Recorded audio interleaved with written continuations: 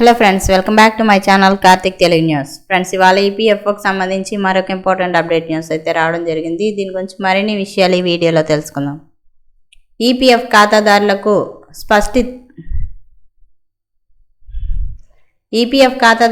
స్పష్టతనిచ్చేలా పార్లమెంట్లో కేంద్ర ప్రభుత్వం ఫుల్ క్లారిటీ ఇచ్చింది. పీఎఫ్ వడ్డీ రేట్లను త్వరలో కేంద్రం పెంచనుందని 10% పెంచేందుకు సిద్ధమవుతున్నట్లు వార్తలు వినిపిస్తున్నాయి.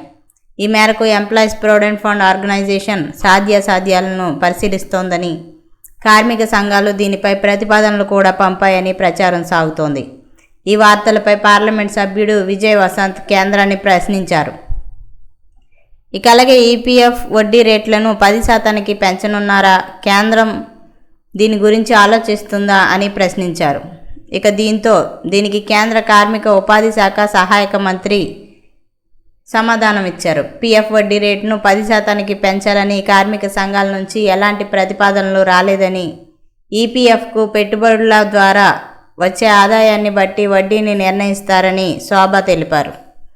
ప్రొవిడెంట్ ఫండ్ కార్పస్కు పెట్టుబడుల ద్వారా వచ్చే ఆదాయాన్ని బట్టి వడ్డీ నిర్ణయిస్తారని స్పష్టం చేశారు.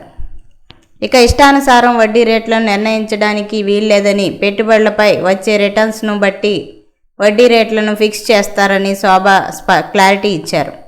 ప్రస్తుత పరిస్థితుల్లో పీఎఫ్ వడ్డీ రేట్లను 10% పెంచడం సాధ్యం కాదని, ఆదాయానికి మించి అధిక వడ్డీ రేటును అందించే అవకాశం లేదన్నారు. రిటర్న్స్ లేకుండా అధిక వడ్డీ అందిస్తే మూలధనాన్ని కోల్పోవాల్సి ఉంటుందన్నారు. ఇక ఇష్టప్రకారం వడ్డీలు పెంచడం కుదరదని, ఈపీఎఫ్ పథకం దీర్ఘకాలంలో కొనసాగాలంటే సరైన నిర్ణయాలు తీసుకోవాల్సి ఉంటుందన్నారు. సెంట్రల్ బోర్డ్ ఆఫ్ ట్రస్టీస్ వ్యవస్థలో పొందుపర్చిన నిబంధనల ఆధారంగా వడ్డీ రేట్లను నిర్ణయిస్తారన్నారు. ఉద్యోగుల ప్రతినిధులు, యాజమాన్యులు, ప్రభుత్వ ప్రతినిధులు ఇందులో సభ్యులుగా ఉంటారన్నారు. నిర్ణయాలు సమిష్టిగా ఉంటాయని పేర్కొన్నారు.